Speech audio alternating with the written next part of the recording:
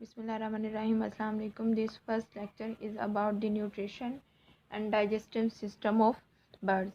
Most birds have ravenous appetite. This appetite supports a high metabolic rate that makes endothermy and flight possible.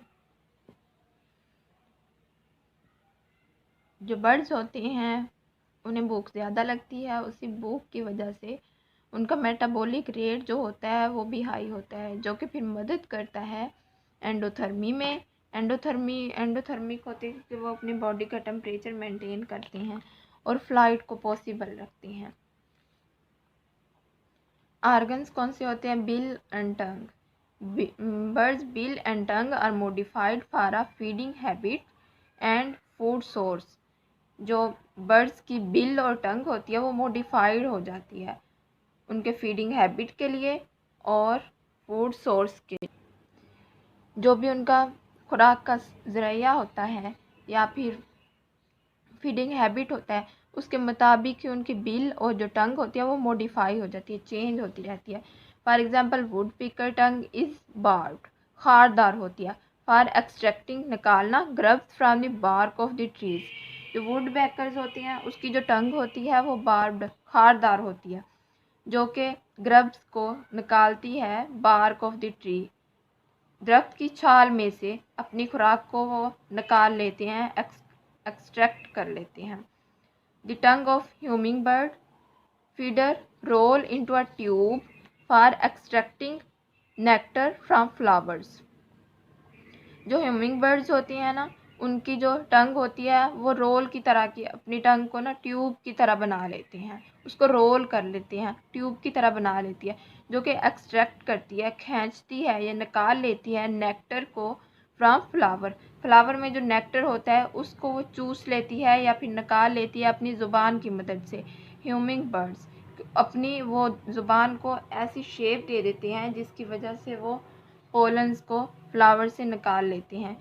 Bill of eagle is modified for tearing prey and bill of cardinal is specialised for cracking seeds. जो eagles होती हैं उनकी जो bill होती है, चूंच होती है, वो मॉडिफाई हो जाती है for tearing of prey. Prey को चीरने के लिए, उनको खाने के लिए, खाने में हेल्पफुल होती है उनकी bill.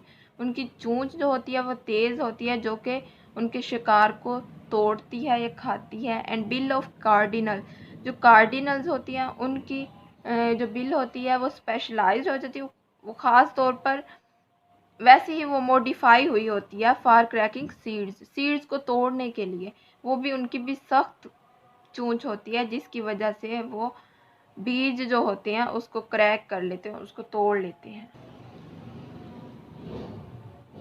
Bill of eagle is modified for tearing prey and bill of cardinal is specialised for cracking seeds. Next organ is crop, a diverticulum of oesophagus called the crop. Crop जो होता है वो एक structure होता है oesophagus के अंदर, as a storage structure which allow birds to quickly ingest large amount of food। ये एक स्ट्रक्चर होता है जो कि बर्ड्स को इजाज़त देता है, परिंदे इसकी वजह से, क्रॉप स्ट्रक्चर की वजह से परिंदे जो होते हैं वो ज़्यादा खुराक खा सकते हैं, इंजेस्ट करते हैं, ज़्यादा खुराक अपने अंदर लेकर जा सकते हैं, क्योंकि ये एक स्ट्रक्चर होता है क्रॉप जो कि एसोफेगस में मौजूद होता है, जिसकी वजह से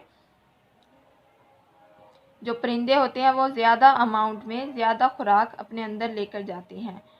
ये एक स्टोरेज स्ट्रक्चर है, इसको स्टोरेज स्ट्रक्चर भी कहते हैं। The crop of pigeon produces pigeon's milk. जो पिजन का क्रॉप होता है, स्ट्रक्चर होता है, उसमें मिल्क भी प्रोड्यूस होता है। Milk, pigeon's milk is a cheesy secretion for formed by proliferation of cells lining the crop. ये एक चीज़ी सेक्रेशन होती है जो कि बनती है प्रोलिफरेशन होती है सेल्स की। वो सेल्स जो कि क्रॉप के अंदर मौजूद होते हैं उनकी प्रोलिफरेशन से ये चीज़ी सेक्रेशन होती है जिसको पिजन्स मिल्क कहते हैं। Young pigeon feed on pigeon's milk until they are able to eat grain. जो यंग पिजन्स होते हैं, पिजन्स के जो बच्चे होते हैं वो उसी मिल्क पे डिपेंड करती हैं, उसी मिल्क को यूज़ करते हैं एज अ फीड, जब तक कि वो इस काबिल ना हो जाए कि वो खुद ग्रेन वगैरह खा सके। जब तक वो अपनी खुराक खुद खा नहीं सकते तब तक वो उस पिजन्स मिल्क पर ही डिपेंड करते हैं। Crop are absent or less well developed in insects eating birds. जो इंसेक्ट ईटिंग बर्ड्स होते हैं उनके अंदर क्रॉप या तो एब्सेंट होती है या फिर वेल डेवलप्ड होती है, इतनी ज़्यादा वो डेवलप नहीं हुई होती। इंसेक्ट ईटिंग बर्ड्स वो परिंदे होते हैं जो कि इंसेक्ट को एज अ खुराक खाते हैं, एज अ फूड लेते हैं, उनके अंदर क्रॉप मौजूद नहीं होती। उसके बाद आ जाता है stomach. Stomach of bird is modified into 2 regions. जो बर्ड्स का परिंदों का स्टमक मैदा होता है वो 2 रीजन्स में मॉडिफाई होता है, 2 रीजन्स में वो मौजूद होता है। एक होता है प्रोवेंट्रिकुलस, दूसरा होता है वेंट्रिकुलस। प्रोवेंट्रिकुलस और वेंट्रिकुलस। जो प्रोवेंट्रिकुलस होता है वो secrete gastric juice that initiates digestion. जो प्रोवेंट्रिकुलस होता है वो गैस्ट्रिक जूस को सेक्रेट करता है जिसकी वजह से डाइजेशन स्टार्ट होती है। दूसरा है वेंट्रिकुलस। वेंट्रिकुलस जो होता है उसके अंदर मस्कुलर वाल्स होती हैं। Ventriculus has muscular walls to crush seeds और अदर मटेरियल्स। जो प्रोवेंट्रिकुलस होता है उसमें गैस्ट्रिक जूस होता है जिसकी वजह से डाइजेशन स्टार्ट होती है, लेकिन जो वेंट्रिकुलस होता है उसके अंदर मस्कुलर वाल्स होती है, उसके अंदर मसल्स मौजूद होती है जिसकी वजह से जो सीड्स या दूसरे मटेरियल्स होते हैं वो क्रश होते हैं, वो टूटते हैं उस मसल्स की वजह से। जो स्टमक का एक रीजन होता है जिसके अंदर मसल्स मौजूद होते हैं वो सीड्स या दूसरे मटेरियल्स को तोड़ने के लिए इस्तेमाल होते हैं। उसके बाद आ जाता है organ small intestine. The bulk of enzymatic digestion and absorption occur in small intestine aided by secretion from pancreas and liver. जो एंजाइमेटिक डाइजेशन होती है या अब्जॉर्प्शन होती है वो होती है स्मॉल इंटेस्टाइन में। एंजाइम जो होते हैं वो खारिज होते हैं जिसकी वजह से खुराक की डाइजेशन होती है और उसके बाद अब्जॉर्ब भी होती है, स्मॉल इंटेस्टाइन से अब्जॉर्ब भी खुराक होती है। जो एंजाइम्स होते हैं वो सेक्रेट होते हैं कहाँ से, from pancreas and liver. Liver और पेंक्रियाज से एंजाइम्स खारिज होते हैं जो कि डाइजेशन करती हैं फूड की, और स्मॉल इंटेस्टाइन में दूसरा काम होता है absorption of food, digestion and absorption of food. उसके बाद है पेयर्ड सीसा। It is present at the union of small and large intestine. ये प्रेजेंट होता है union of small and large intestine, उन दोनों के दरमियान स्मॉल और लार्ज इंटेस्टाइन को जो जोड़ता है वहाँ पे पेयर्ड सीसा मौजूद होता है। These blind ending sacs are contain bacteria that aid in cellulose digestion. इनके अंदर पेयर्ड सीसा के अंदर बैक्टीरिया मौजूद होते हैं जो कि सेलुलोज की डाइजेशन में हेल्पफुल होते हैं। बैक्टीरिया सेलुलोज की डाइजेशन करते हैं। खुराक में जो भी सेलुलोज या परिंदे जो भी खुराक लेते हैं जिसमें सेलुलोज मौजूद होता है उसकी डाइजेशन ये बैक्टीरिया करते हैं जो कि पेयर्ड सीसा में मौजूद होते हैं। Birds eliminate undigested food through cloaca. जो बर्ड्स होते हैं वो अनडाइजेस्टेड फूड को क्लोका के ज़रिए एलिमिनेट कर देते हैं, खारिज कर देते हैं अपनी बॉडी से। Birds are often grouped by the feeding habit.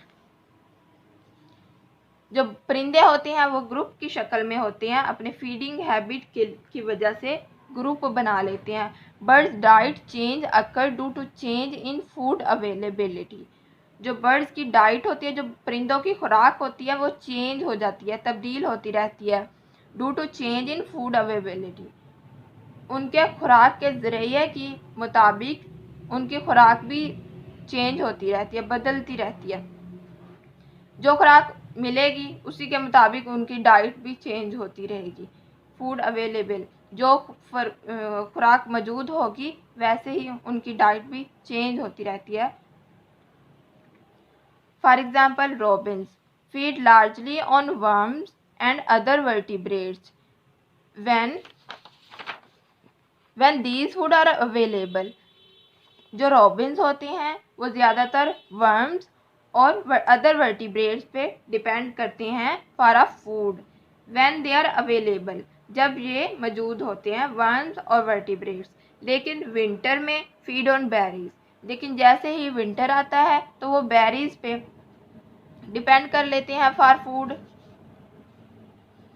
Depend on berries, क्योंकि गर्मियों में बेरीज नहीं मौजूद होती इसलिए वो वर्टिब्रेट्स या अदर वर्म्स खाते हैं। लेकिन जैसे ही गर्मियाँ चले जाती हैं, सर्दियाँ आ जाती हैं तो फिर वर्म्स नहीं होते तो वो बेरीज पे डिपेंड करती हैं।